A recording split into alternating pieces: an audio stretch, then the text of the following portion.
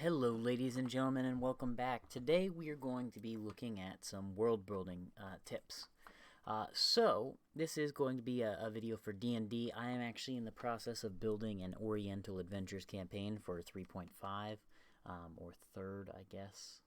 Probably more 3rd edition, actually, for Dungeons & Dragons. So we are going to be looking at some of the tools that I use and kind of how I build a world and what that would consist of. So one of the first things is here, I like to come to Azgaar Fantasy Map Generator. If you zoom in here, you can see all sorts of paths. So like this is the main road. These are some cities here. So you can see if you click on it, this city has a population of about 3,000. It's got a port, it's got a castle, and it's got a marketplace. You can also see the temperatures. You can change all this stuff. You can change their lore, their culture, their military type. You can change their name. You can even see how to pronounce this. Vikakavo. Vikakavo. I would have butchered that. But anyways, you can also see the borders right here. So this border right here is a different province. So this city is part of this country here. Principality of Fejelder. I don't even know how you'd pronounce that, to be honest with you. Principality of Fjelder. Fjelder. I was pretty close. But it's within this province here, which, come on, work, is, I think that's Hell-Frosted area. I don't know if that's right. But either way, that doesn't too much matter. But I can add stuff. So if I want to say that they've got slums, I could add slums. Or if I wanted to make this the capital, I could make it the capital. If I want to make it have walls, I can. If I want to take away that, you can, right? And then, like I said, if you click here, this is the actual seed of the map. So this will take you to a different website where you can kind of customize the map a little bit more. So we're going to go ahead and close out of that. We're going to zoom back out. So like I said, what we are doing today is we're building an Oriental campaign. This is going to be focused around China. So I am going to build a map here that is going to represent ancient China, kind of. It's not going to be the exact same layout as China is present day or anything like that, but I do want a solid landmass, and I want a bunch of different nations in it. Well, not warlords, I should say. So we're going to come over here to the options tab up top here.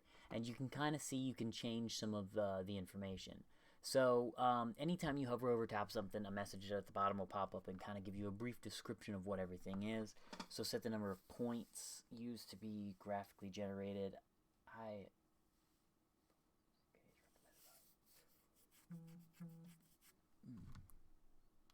So up here at the top, you can see how big the world is. So it's 1,020 pixels by 1052. So this way it's almost 2,000 pixels. This way it's about 1,000 pixels, which will fit onto most typical standard screens and stuff like that, right? But like if you zoom in, that changes the distance. So like down here in the bottom, you can see. So if you want these distances down here to be further from city to city, you would up this pixel thing here, and that would make the whole world get stretched out in different directions. Yeah. So that's the map name. Don't really care about that. The year and the era, we can change that later. Archipelago. So this is particularly what I want to do. So if we wanted to, we could come here and choose Asia as soon as I find it. East Asia. We could do that. Is there a different Asia one?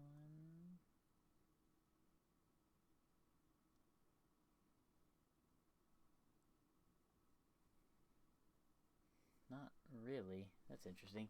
So East Asia, we could choose that and just hit generate.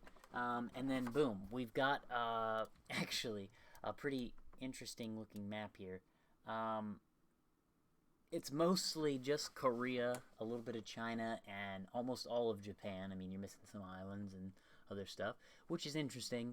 But that's not quite what the picture looked like, was it? Oh, that's this one. I guess it was. That's exactly what the picture looked like. Although that's a little disappointing because I was hoping for something like this one here says like Asia, but it's really not Asia. But let's click on this one just to see kind of the world map here. So this wouldn't quite work. First off, the Panama Canal is huge. Japan is part of Asia, like mainland Asia, and then China looks goofy as hell with Vietnam and India. That's just not ideal. So this map here would definitely not work still. I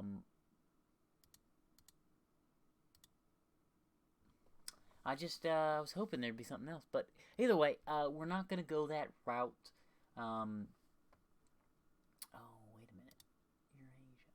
Maybe this will be better. Oh my god, it covered it in snow. So I just got rid of that giant ass glacier, but like, oh man, and the map generated, and there's nothing else. There's no other landmass over there. I'm going to choose something kind of like this for right now. Okay, so this kind of encompasses everything that I want. So, we've got Empire... Oops. What is going on down here? See, this is only part of the problem that I have with this map and world generator thing. Is like this stuff here. I want this to be closed off, but it's going to take me forever to draw something like that. So, okay, so we've got something kind of now. Number of cultures, we could drop that down to whatever we want. We're going to choose... we're going to choose 9. Okay, so we've got 9 cultures. Number of states. Now, this is important. We want to delete that, and we want a minimum of 8, but we want it 10, actually. The reason we want 8 is because there are 7 main, actually, you know, we want probably more than that even. We want maybe 11. We'll go with 12 for right now, okay, and then we'll generate it later. But we have 7 main countries that I've already got decided anyways, and they're going to be the most powerful ones. Then we've got one more that's going to be the Emperor, so they're going to be in charge of the entirety of the world, so they're going to be a rather small country, right, but they are in charge of everything. They have the most population, that kind of thing, like the capital of the world anyways is there. Okay, and then we've got some minor factions along with that. So by going with 12, I've listed off 8 already. Then we're going to have one faction that is going to be a minor faction that is going to start merging the other minor clans with it. And then that minor clan basically is going to attempt to take over. The minor clans all band together and then attempt to take over all of the world, I guess you could say. So we're going to want a couple of those, that way they can be spread out and then join together kind of thing. So that's what that is. Province ratio. Oh, and anytime you set these numbers, you want to make sure that this is this over here is clicked, because if that's not clicked, that will randomly generate a number of anywhere between 99 down to 0. Well, 1. I think there has to be. Does there have to be at least 1? Yep. There has to be 1. I was thinking there would have to be at least 2, but there doesn't. Province ratio, not 100% sure what this defines. Berg's percentage to form a separate province. 20. I don't really... So, burgs are like cities and towns and stuff like that. I don't... Is it saying there needs to be 20 cities in one province? Because that seems really high. But that doesn't... We'll get to that later.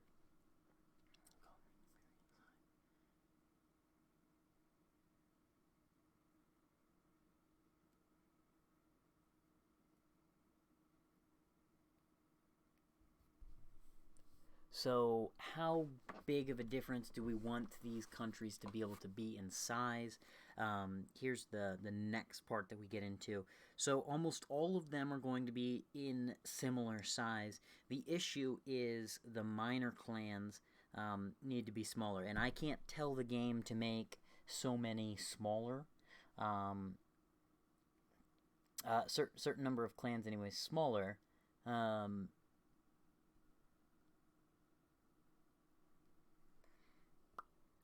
than, like, how do I explain it?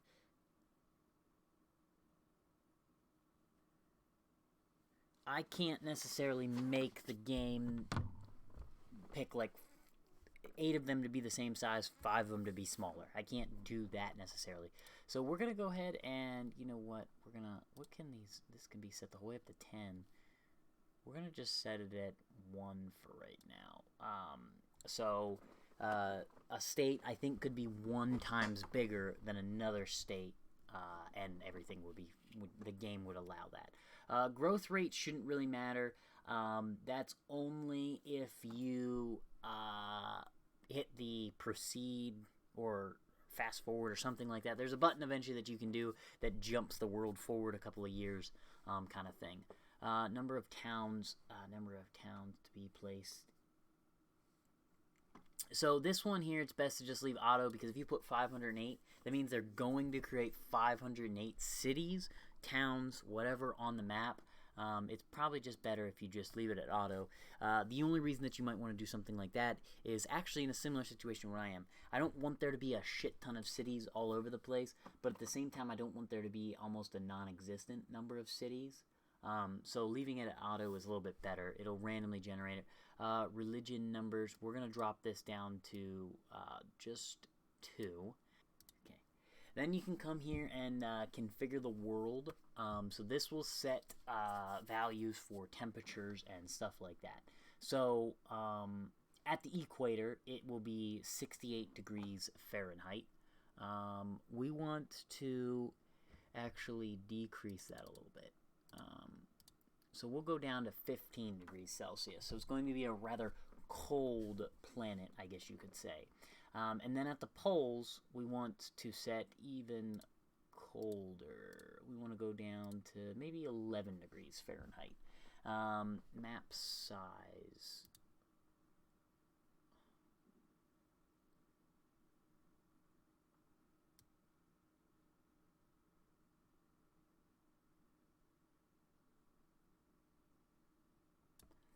So we want the map size to be... Okay, so I've decided I want the world to be the size of the map. We'll look at how that looks when we go to hit reset here. But basically this is asking just how big do you want your map to be. So like you can see right now, this square, if we go small enough, the square that's on my screen, like outside here and down here and stuff like that, right? That's all this right here. Okay, so as we increase this, right, so like these people up here, their standard weather is going to be very, very cold most of the time. Again, so that's what we're gonna do. And then this one here, latitudes, I'm not 100% sure what that's asking. It wants to be set at 50. I'm assuming maybe that's meaning like the equator. Set north and south map shifts. I don't really know. Precipitation. So in my particular world anyways, there's going to be a lot of water because part of the issue that caused this the minor factions to rise up is because of a huge flooding issue. So as you can see, these rivers down here, and you might not have been able to notice that they got a little bit thicker as the precipitation went up. So if I increase this, the rivers get way thicker or way smaller or non-existent almost as you increase the precipitation tides. So that's again just basically how much water the clouds pick up and drop down. You know, how much rain, you know, whatever you want to say, how much water is on the map in total is realistically what it is. So that's what we got. You can change the directions of winds. I don't really know what the point of the winds is, but either way, you can see in the equator here, you're going to be about 60 degrees on average Fahrenheit. If you're at the poles, you're going to be at about negative 11 degrees is your standard temperatures. So boom. So that's good. All those values are set. Everything that we want to keep the same is locked into place. Oh, look at that. There's an Oriental one. I didn't notice that. That's cool. So we're going to lock in Oriental. We don't care about the name or the year necessarily. We'll change that later. Pixel canvas size is 2:1. We want to make it a little bit on the bigger side. We want maybe 250 and 175. I think that's half. We will hit new map. And this will create now a new map based on our settings right here. So very simple to use. So we hit this. It's going to say, are you sure you want to do this? Because everything you currently have will be lost unless you save it. We're going to hit generate. Because yes, we do want everything to be lost if we don't save it. Now this is actually almost perfect. A lot of our temperatures and stuff like that got... a lot of our world anyways, because it's such a cold world, got lost within the glaciers here. So actually there's an island down here, which is fine. This is all fine and dandy. Since this world is so cold, again, there's more island there. So those islands would probably connect technically. But the good thing is that since so much ice grew out there, the countries itself are probably not that cold. So like if we come up here, I'm not saying that they're not cold, they're probably freezing. And we click on this little berg right here, it is 25 degrees Fahrenheit on average here, year round. That might be a little cold. Now, if we go more towards the center, like this city right here, probably perfectly in the center of the world, it is 41 degrees Fahrenheit. What's this guy then? That guy's 34. Something's not right here. All right, let's go back to this because I think I might have made this world a little too cold. Let's go ahead and increase this temperature back up to, let's just say like 75, and the poles can stay as cold as they are. If anything, we might go a little bit colder with them. And then that should have actually just updated the map information directly. Whoops. Yeah, now it's 32 degrees Fahrenheit up there versus being, freezing. So, the nighttime temperature, daytime temperature, mean temperature, right? So in July, it is standard around, what would that be, like 40 degrees-ish? And the warmest it gets is 55-ish, 50, somewhere around 50 or whatever. So now this is kind of what I wanted to be able to do. So now we can zoom out past the map so we can see the whole world all in one go. So technically if you wanted to sail from here to here, you could just go around the world, right? If you wanted to sail from here to up to here, you could just go down and this way and come through it. But this is solid ice. I don't really like this setup. Unfortunately, I like the other one, but I accidentally changed the world. So we're going to hit new map again. This will change everything, the names of places, and so on and so forth. I don't like that there's a mountain here in the middle. So we're going to go ahead and do another change there. Oops, that's configure world. Especially because it's so warm in the center, I don't want it to be... I don't want there to be a big mountain necessarily like that. Okay, so I think after flipping through enough of them, I think I finally found one that I'd actually like to settle on roughly. So looking at this, we have a pretty well-diversed area. Most places are about the same size. There's a couple smaller places than everywhere else. And interestingly enough, I think we can make this work good enough. Size doesn't necessarily matter. It's more about population. So with that, now we can come into tools and we can hit configure height maps and other stuff like that.